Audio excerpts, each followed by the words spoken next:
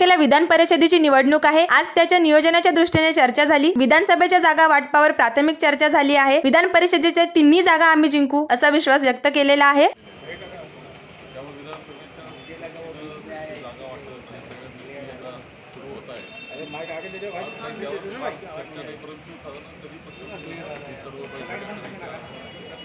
प्राथमिक चर्चा होत्या आज सर्व प्राथमिक चर्चा होत्या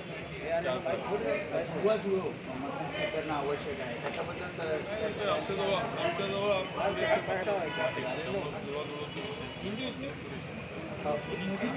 सभा घेतली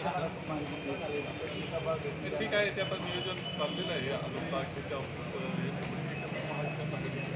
जागा वाटपाबद्दल काय प्रार्थना आता बसावं लागणार आहे